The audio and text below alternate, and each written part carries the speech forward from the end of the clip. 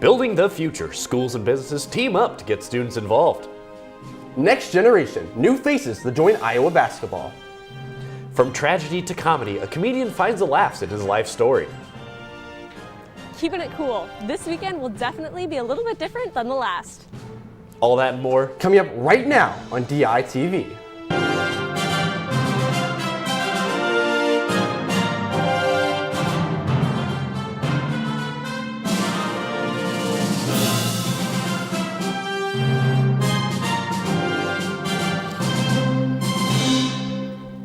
Good morning from Iowa City. It is Friday, April 19th. I'm Jordan Tovar. And I'm Colin Carruthers. We had some breaking news overnight in the Middle East as Israel attacked Iran. And as of now, there are conflicting reports of the incident. Israel has not claimed responsibility for the attack, but the U.S. claims that Israel did. Iran stated that 3 attack drones were intercepted near the Iranian town Isfahan. Iran reported no damage to Isfahan's military base or other facilities. This is still a developing story, and we'll keep you updated.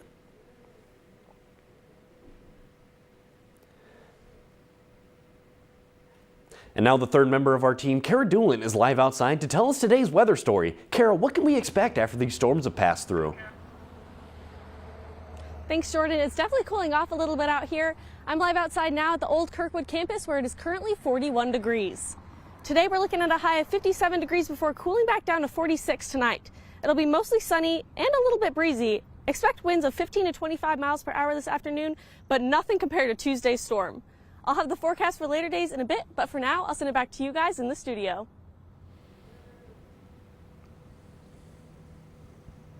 A new law for literacy.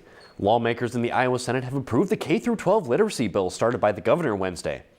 House File 2618 would require students to take a reading literacy test, and these scores would be reported to the state by schools. If a student in K through 6th grade tests as not proficient at reading, their students will be notified and a student will be placed on a personalized reading plan. Trouble in Iowa schools. In the wake of Governor Kim Reynolds' bill reforming state area education agencies, hundreds of education employees across the state are leaving their jobs. 2 districts in central Iowa are seeing major staff departures, with 70 leaving in the Heartland District and 69 leaving in the Central Rivers District. Under the new law, Iowa school districts will control how they want to use funding currently used for AEAs. The AEA currently operates in 9 districts across Iowa, with the Grant Wood District covering here in Johnson County. Building the future. Continuing to look into Iowa's labor gap, DITV's Jace Bertrand met with businesses and students training for future jobs. Here at the Iowa State Fairgrounds in Des Moines, Build My Future is working with over a dozen businesses and schools to get students interested in the trades. It's definitely been interesting. It's nice to know that I don't have to go to college or necessarily a trade school. Over 7,000 students from hundreds of schools around Iowa gathered to learn about important trades by getting hands-on experience with trained experts. It came to give me some good opportunities to get a good job, find something that I'm interested in. They're very nice, professional, and they're good at helping. I like a lot of the hands-on stuff that the trades have, and there's a lot of money involved. From trades such as welding, plumbing, and masonry to training in health services, students had the chance to learn what trades interested them the most. I've seen multiple welding jobs. That's what I'm going to go for, and it's pretty fun. Everyone seems happy with what they're doing as well. They seem like they have an honor of what they're doing and stuff like that. Businesses were also given the chance to get a look at the next generation entering the workforce. The interaction is very genuine. They want to hear about the careers. Yeah, there's been a ton of students. This morning was really busy. We were constantly busy, just trying to get to know the students, seeing what they're interested in. We have some fun, interactive games for the students, and it's been it's been a great time. I can tell a lot of people are shy, but I'm hoping that some of them will be brave enough to come out and really try. Build My Future has made an impact not only on these students' lives, but on the American workforce in the future. From the Iowa State Fairgrounds, Jace Bertrand, DITV. Thank you, Jace. Planting the seeds of change, the Iowa City Public Library hosted a garden bed cleanup and planting for teens yesterday afternoon. This event is used to instill healthy eating habits in younger crowds. The library also hopes that this gardening experience will teach teenagers food literacy. We see a lot of teens and young people who are, hungry when they get out of school. So that's definitely something that we want to promote is food security. Their goal is to get teens interested in planting the food in hopes that they will come back to eat the food they planted and be a part of the experience again.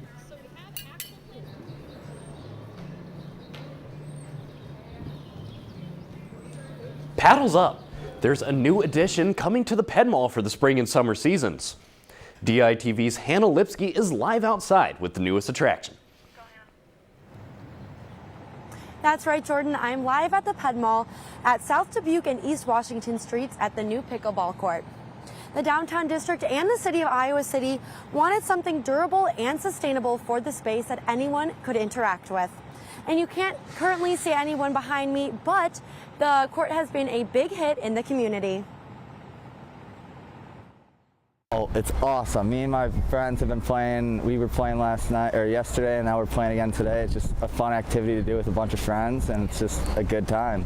The pickleball court took about 8 months of planning and was created because the downtown district felt a need for interactive activities in the Ped Mall. The surface is made up of tiles to help with the pickleball bounce and also for easy takedown and storage. The space is meant to be used how you would like to use it. So we hope that it is an activity that young and old can kind of interact with, that can use. The court also includes shuffleboard areas and hopscotch. For now, you will have to bring your own equipment, but the downtown district is working on a checkout system, especially for the shuffleboard discs and cues, but also for paddle boards and pickleballs. I love it. I live pretty close, so it's really accessible for me, and I think it's great that they put the time and effort in to give us stuff that we can do outside of just in our apartments or whatever, especially on a nice day. The court will be open now until October, but will be closed for the winter months. From the Ped Mall, Hannah Lipsky, DITV. Author spotting. A special guest came and spoke at the IMU yesterday. DITV's Grace Lathrop has all the updates on the guest lecturer. John Green has brought students here at the University of Iowa together from all different ages to celebrate his literary works. This has been an awesome day. I got to walk around campus a little bit. Over 900 students waited in line to see famous author John Green speak at the IMU. Green is best known for his books like The Fault in Our Stars, Paper Towns, and Looking for Alaska. I think John has a lot of interesting things to say. He's very passionate about those things. I've read his books since I was a young child myself. During the event, the university recognized Green with the 2023-2024 Distinguished Lecturer Award. These notable speakers address diverse and compelling issues that appeal to and inspire students, faculty, the staff at the University of Iowa. During the event, Green discussed his life as an author, as well as his experience with his own novels being turned into highly successful films like The Fault in Our Stars. His writing might have been the single most influential work that I read. It's really it's a nice bookend to my time here at the Writing University to be able to see one of the most influential writers. Students have been waiting for weeks to see John Green, and he certainly did not disappoint. From the IMU, this is Grace Lathrop, DITV.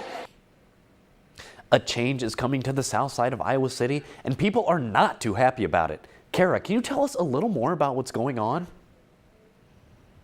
Yeah, some Iowa City rezoning means that the old Kirkwood campus here will be home to industrial development. The property was closed last year, sold earlier this year, and the City Council voted on the rezoning on Tuesday. In a 6-1 vote, the Iowa City Council approved this rezoning earlier this week, despite the pushback they faced from community members. In voting twice to pass the resolution, you have disregarded objections of over 150 residents. You've defied logic, and you've dismissed your moral responsibilities. One of the main reasons for the pushback is that the development is located right by several neighborhoods, and residents fear a new industrial development will hurt the air quality and increase pollution in the area. This was already a concern of theirs due to the existing developments. There is no logical justification to discount the quality and safety of the air we breathe when proposing to add another plastics industry in town. The group that requested the rezoning is a manufacturing company, Procter & Gamble, which runs the Oral-B manufacturing plant next door to the former college campus. P&G has been a member of the Iowa City community since 1956. During that time, we have strived to be a good and responsible neighbor, and that commitment continues. Currently, P&G has no concrete plans for the space.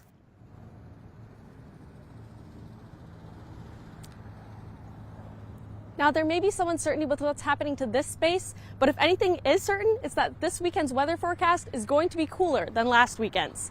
Tomorrow, we're looking at a high of 52 and a low of 32 with mostly sunny skies. Sunday will be ever so slightly warmer with a high of 60 and a low of 36, but with full sun. Neither day will be super rainy or too windy, but people will still probably need to dress a little warmer than they did for last weekend's sunny skies. I'll be back with the rest of the week's weather forecast later, but for now, I'll send it back to you guys in the studio.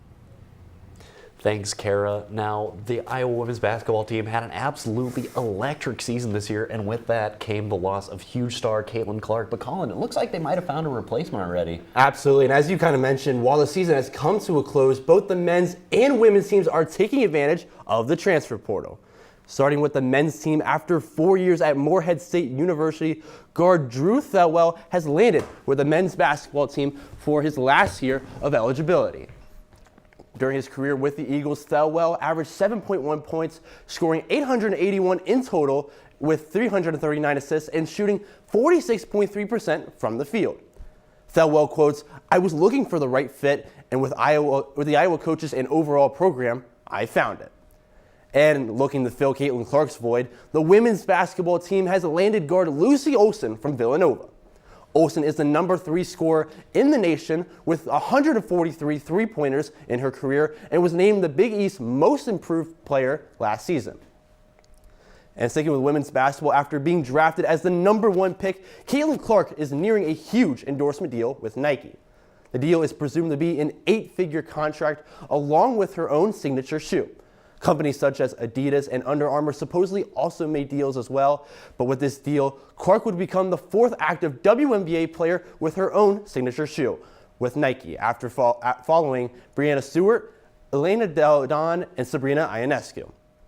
And although it's a long way from fall, Iowa football has started its spring practices in preparation for the 2024-2025 season. Hawkeye fans have been wishing for a new, fresh offensive look for a while.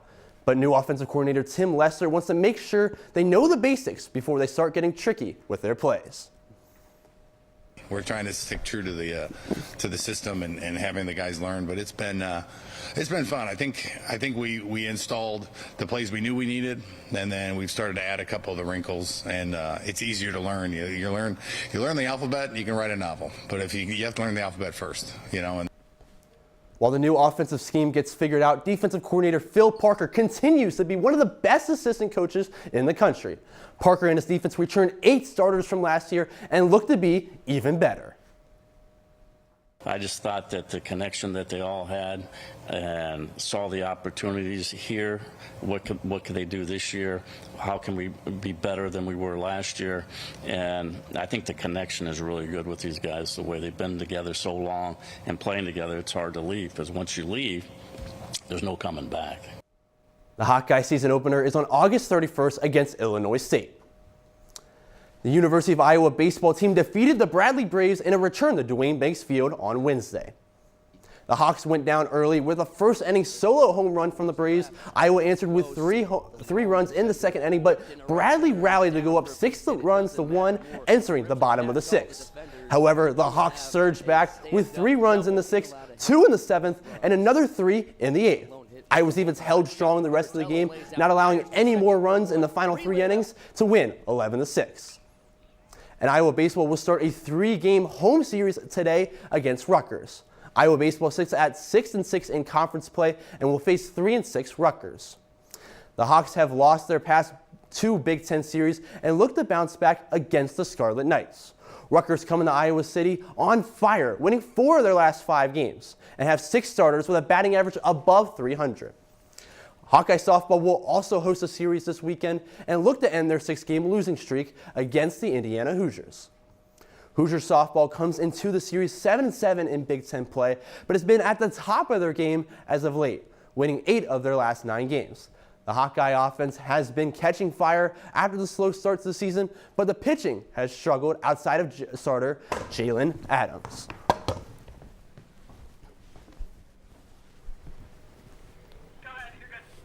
You know, Colin, with spring sports in full swing, one can only hope that the weather stays nice. Absolutely, and with that, we're going to send it back out to Kara Doolin for a last look at weather. Thanks, guys. Next week will be partly cloudy with a little wind, but it should be less rainy than this week. Monday will be the warmest day with a high of 65 and a low of 50. The rest of the week, we're looking at highs mostly in the low 60s and lows ranging from the mid-30s to the high 40s. Now we'll send it back to you in the studio. Dominica meets the University of Iowa. During the next week, the chief of the Kalinago tribe is spreading the knowledge of spirituality and healing. DITV's Claire Green is live in the newsroom with information about what the chief intends to share. A University of Iowa staff member has personal experience with the Kalinago tribe healing methods. Professor Janine Abrams got sick a day after her wedding and was treated by some of these methods. Now family at Jungle Bay, they took care of me. They gave me traditional teas. They gave me medicine. They welcomed me into their community. And I thought, I'll come back someday. Professor Janine Abrams partnered with the chief of the Kalinago tribe to come to the university to bring awareness and educate others on the traditional methods that the tribe uses. You know, the young people need to take in all this knowledge on traditional practices because these are the ways that we have to go back to. This partnership isn't just about education, but also bringing people together. One of the things that is really important is to recognize the linkages that we have to each other. And I think this concept of interconnected is a really important thing. Chief Sanford will be on campus until April 25th, and his lectures are open to the public. Back to you guys in the studio. The autobiographical play Herein Lies the Truth, starring and written by a Master's in Fine Arts candidate in the Iowa Nonfiction Writers Workshop, opened last night at the Riverside Theater. DITV's Julia Rhodes tells how this performance aims to challenge what people may think they know about disabilities.